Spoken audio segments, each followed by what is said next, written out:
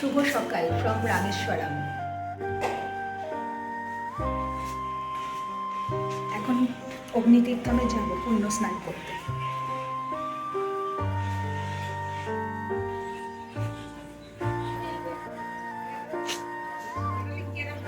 Good morning, শুভ সকাল। হরে কৃষ্ণ, হর হর মহাদেব, ওম নমঃ শিবায়। এখন যাচ্ছি, এই আমাদের হোটেল থেকে বেরোলাম, হোটেলের সামনেই তো অগ্নিতীর্থম, কাল বলেছি। তা ওই অগ্নিতীর্থমে মানে সমুদ্রের জলটাই, ওখানে সমুদ্রের জলেই সবাই স্নান করে, কিন্তু এই ঘাটটার নাম অগ্নিতীর্থম। তো ওখানে স্নান করব, তারপর আবার আজকে যাব বাবার দর্শন করব। সবই বাবার ইচ্ছা, বাবা চেয়েছে যে আমি দুদিন এখানে থাকছি, তো দুদিনই যেন বাবার দর্শন হয়। তো কাল তো দর্শন করেছি বিকেলে, আজকে স্নান করে দর্শন করব। হর হর ভোলে, হর হর মহাদেব, ওম নমঃ শিবায়। হোটেল থেকে এই গলি দিয়ে আমরা বেরোলাম, তো এবার ঘাটটা দেখো কত কাছে, এই বেরিয়ে এই যে ঘাট মানে এটা সমুদ্রই। ওইখানটাই যে ভিড় হয়ে রয়েছে, এইখানটাই মানে নেমে আর কি সবাই স্নান করছে। তো এই জায়গাটার নাম অগ্নিতীর্থম।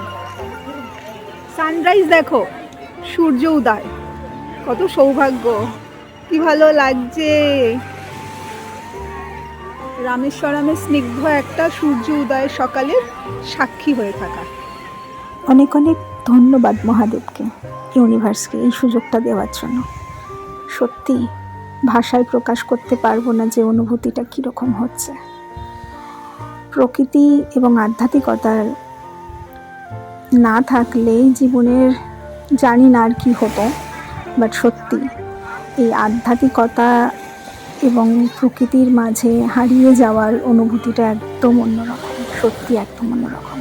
নিজেকে খুঁজে পাওয়া যায়, নিজের ভেতরের ভগবানের সত্তাটাকে খুঁজে পাওয়া যায়, নিজের সাথে সময় কাটানো যায়, আনন্দ করা যায়, মজা করা যায়। অসম্ভব ভালো অনুভূতি।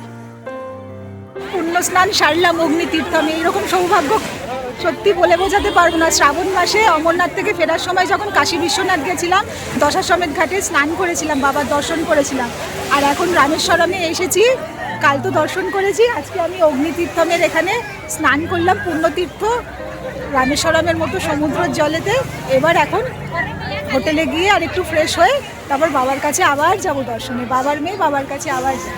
হর হর ভোলে, হর হর মহাদেব, ওম নমঃ শিবায়, ওম নমঃ শিবায়, ওম নমঃ শিবায়, ওম নমঃ শিবায়।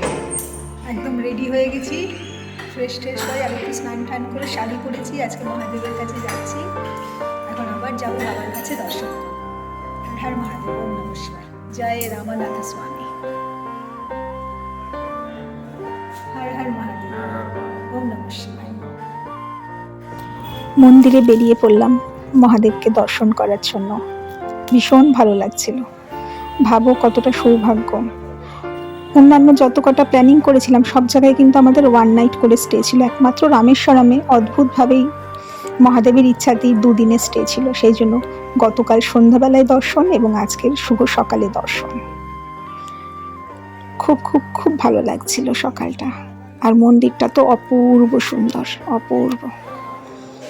আর এত সুন্দর করিডোর, মানে চোখ ধাঁধানো করিডোর, কি অসম্ভব যে ভালো লাগছিল, জাস্ট অসাধারণ। 22টা কুণ্ড ছিল, প্রচুর বড় জায়গা জুড়ে ঘুরে ঘুরে ঘুরে ঘুরে। এখানে নিয়ম হচ্ছে অগ্নিতীর্থমে সকালে স্নান করে 22টা কুণ্ড আছে, মানে কুয়ো, সেখান থেকে পণ্ডিতজিরা জল তুলে সবার মাথায় দিচ্ছে, মানে সেই জলে স্নান করে তারপর ড্রেস চেঞ্জ করে বাবার দর্শন। তা আমরা তো সেটা করিনি, কারণ আমরা সকালে অগ্নিতীর্থমে স্নান করে এখন রেডি হয়ে গেছি। তো সেখানে ক্যামেরা একদমই অ্যালাউ ছিল না, তাই ফটো তোলা যায়নি। বাট এখন বেরোনোর আগে একটা করিডোর পেয়েছি, অসম্ভব সুন্দর লম্বা করিডোর, বিস্তীর্ণ, জাস্ট দেখো। তাই সেখানটা একটু ফটো ভিডিও করছি। এখানে ক্যামেরা অ্যালাউ আছে। হর হর ভোলে, হর হর হর মহাদেব, ওম নমঃ শিবায়। করিডোরটা পুরো সেটার জন্য করলাম, বাবার ইচ্ছা সব। আজকে জেনারেল লাইনে অনেক ভিড়, অনেক লম্বা লাইন, তাই স্পেশাল দর্শনে আসলাম। বাবার দেওয়াই তো অর্থ, বাবা চেয়েছিল হয়তো মন্দিরে আমি দান করি, তাই 100 টাকার দিয়ে দর্শনের টিকিট কাটলাম, সেখান থেকে স্পেশাল দর্শন করলাম। খুব সুন্দর দর্শন হয়েছে একদম। কালকে যতটা সামনে ছিলাম, আজকে আরও অনেকটা সামনে গর্ব দিয়েছিলাম, বাবাকে একদম কাছ থেকে দেখতে পেরেছি। আর একটা ছোট্ট বাচ্চা রূপে বাবা এসেছিল আমার কাছে, সে সাহায্যও চেয়েছিল, তাকে একটু সাহায্যও করেছি বাদাম দুধ খাইয়ে। হর হর মহাদেব, হর হর ভোলে, কন কন মে হে শঙ্কর, হর জীব মে হে শঙ্কর, হর হর মহাদেব, ওম নমঃ শিবায়। আমাদের কোনো কোনো ইচ্ছা যদি আমাদের জন্য ভালো হয় সেটা ভগবান ঠিক এখন আমাদের বেরিয়ে ভালো। চলো যাওয়া যাক। যেরকমটা হলো রামেশ্বরমের মতো পূর্ণ তীর্থযাত্রা এবং রামেশ্বরমের শিবলিঙ্গ দর্শন করলাম, কি স্নিগ্ধ লাগছিল বাবাকে প্রদীপের আলোতে। এখানে সব মন্দিরেই না প্রদীপ জ্বালানো থাকে গর্ভগৃহেতে, লাইটের আলোয় না, একদম স্নিগ্ধ অপূর্ব লাগছিল, মনটা শান্তিতে ভরে যাচ্ছে। ওম গং গণপতি বাপ্পা মোরয়া, হর হর মহাদেব, ওম নমঃ শিবায়। প্রসাদ দিয়ে ফাস্টিং ভাঙলাম, তারপরে এখন সারাবেলায় চলে এসেছি, লাঞ্চ করবো, আর্লি লাঞ্চই করছি, আমি প্রচণ্ড খেতে পেয়েছি, দেখতে পেয়েছি আমি মাথাটা ঘোরাচ্ছি। আজকে খাবো মাশরুম দিয়ে, এই মাশরুম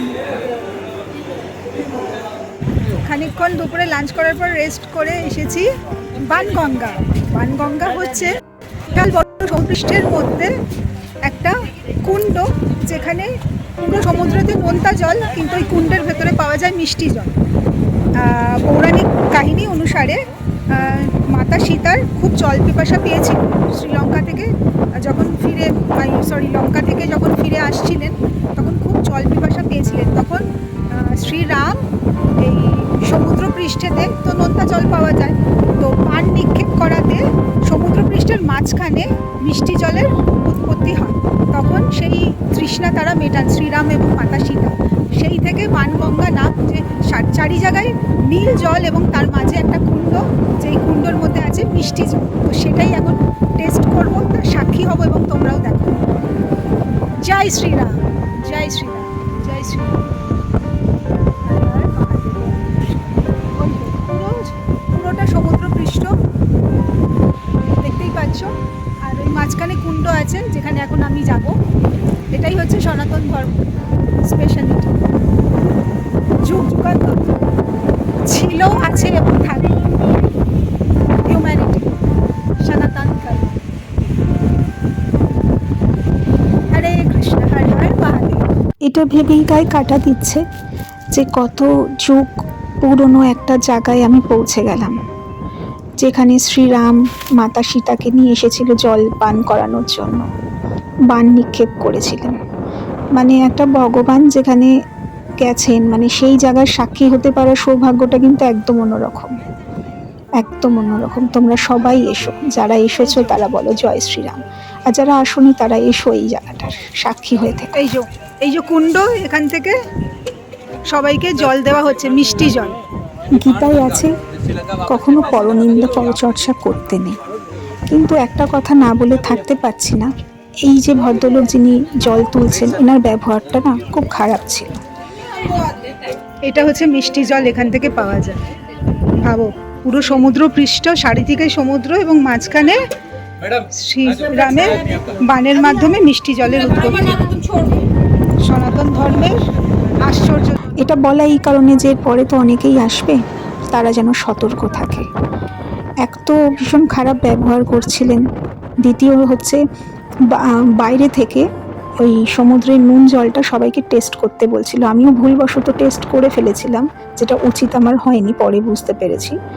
বাট ওনার ব্যবহারটা একদমই ঠিক লাগছিল না। এক তো দাঁড় করিয়ে রাখছিল অনেকক্ষণ ধরে, তারপর টাকা চাইছিল।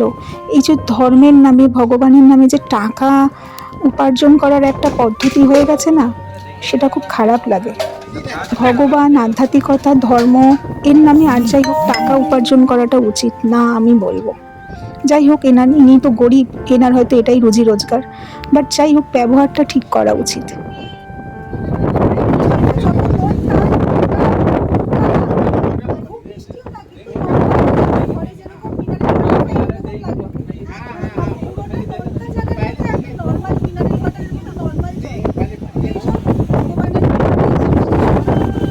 তোমরা সবাই এসো, কিন্তু সমুদ্রের জলটা মুখে দিও না, এই কুয়োর জলটা তোমরা মুখে দিও।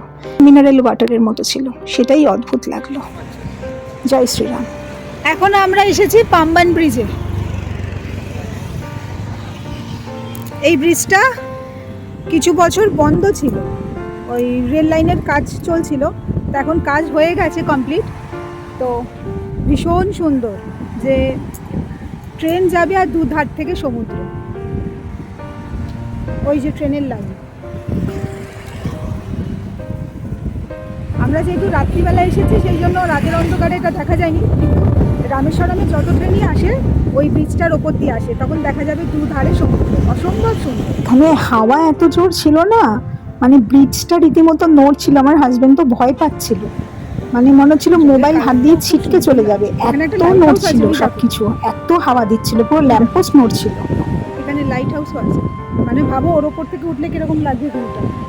ভগবানের কৃপাতে ভীষণ সুন্দর একটা জায়গার সাক্ষী হয়ে রইলাম, এত ভালো লাগছিল, এত অসম্ভব সুন্দর হাওয়া আর এত সুন্দর দৃশ্য, মানে এখান থেকে ফিরে আসতে পারছিলাম না, মানে শুধু দাঁড়িয়েছিলাম, মনে হচ্ছিল এখানেই থেকে যাই, এত জলের কালার এত সুন্দর আর জায়গাটা এত সুন্দর না, সত্যি thank you Bhagwan, thank you universe, thank you Radha Madhav, thank you Bholenath, Hare Krishna, Har Har Mahadev, ওম নমঃ শিবায়।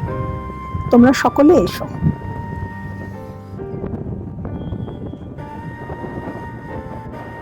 কৃপাতে গত বছর চেনাব ব্রিজে চড়ার সুযোগ হয়েছিল, কাটরা থেকে শ্রীনগর বন্দে ভারতে করে, যেটি মোদি লঞ্চ করেছিল। সবই ভগবানের কৃপা, মহাদেবের কৃপা, মহাদেবের টানে দিয়ে তো ছুটে ছুটে আসা, আর মহাদেবের শক্তি সমর্থ আর্থিক ক্ষমতা সবই তারই দেওয়া, কারণ আমরা তো এসেছি খালি হাতে, যাবো খালি হাতে, শুধু তার কৃপাতেই সব কিছু হচ্ছে। তো গত বছর খুব ব্লেসড ফিল হচ্ছে, খুব গ্রেটফুল ফিল হচ্ছে যে ভগবানের কৃপাতে গত বছর চেনাব ব্রিজে যাওয়ার সুযোগ হয়েছিল বন্দে ভারত ছোড়ে, অর্থ বিশ্বের উচ্চতম একটা ব্রিজ। আর আজকে আমি আছি পাম্পার ব্রিজে রামেশ্বর, এটিও বন্ধ ছিল, এটিও নতুন গত বছর থেকেই এটা ওপেন হচ্ছে ব্রিজটি, যার ওপর দিয়ে রেলপথে আর কি যাত্রা করা হয়। তো সেখানেও সাক্ষী হতে পারলাম, তার জন্য thank you universe, thank you প্রকৃতি, থ্যাংক ইউ সৃষ্টি, thank you Mahadev Mata Parvati, thank you Radha Madhav, Hare Krishna, Har Har Mahadev, ওম নমঃ শিবায়, জয় শ্রীরাম। একটা যাত্রা করতে পারলাম, তার জন্য নিজেকে ভীষণ ব্লেসড ফিল হচ্ছে। এক তো প্রাকৃতিক সৌন্দর্যে ভরপুর, আর সেখানে আধ্যাত্মিক ছোঁয়া, মানে আধ্যাত্মিকতার এবং প্রাকৃতিক সৌন্দর্যের মিল। এই দুটোই হচ্ছে আমার প্রাণ, আমার বেঁচে থাকার আশা ভরসা সব কিছু। আর আরেকটি আমার প্রাণের মানুষ, এই মানুষটি আছে বলেই মনের জোর, সাহস, আমার ভরসা। ভালোবাসার মানুষ পাশে থাকলে না সব পথ অতিক্রম করা যায়। আমি এই মানুষটির জন্য থ্যাঙ্কফুল যে ভগবান এই মানুষটিকে আমাকে পাইয়ে দিচ্ছে আমার জীবনে। হাসছে। প্রকৃত অর্থে ভালোবাসার জীবন সঙ্গী যাদের থাকে সে হচ্ছে সত্যিকারের ধনী। শুধু টাকা পয়সায় তো সুখ শান্তি ভালোবাসা আসে না, তাই না?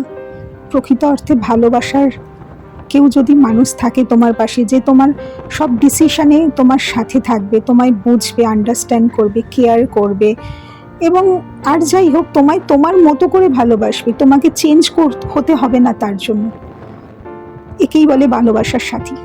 বিয়ের পরে এটাই বুঝলাম প্রকৃত অর্থে ভালোবাসার মানে কি, এবং আধ্যাত্মিকতাতে আরও ভালোবাসার মানে ডিপলি বুঝেছি রাধা মাধবের ভালোবাসা দেখে, মাতা পার্বতী এবং মহাদেবের ত্যাগ দেখে, যে ভালোবাসা মানে ত্যাগ, ভালোবাসা মানে দুজনের হাত ধরে একসাথে অনেকটা সময় কাটানো, সুখে দুঃখে পাশে থাকা, নিজের ইচ্ছাকে কখনো কখনো একটু সাইডে রেখে অপরজনের ইচ্ছাকে প্রায়োরিটি দিয়ে অপরজনের ইচ্ছা মতো একটু চলা।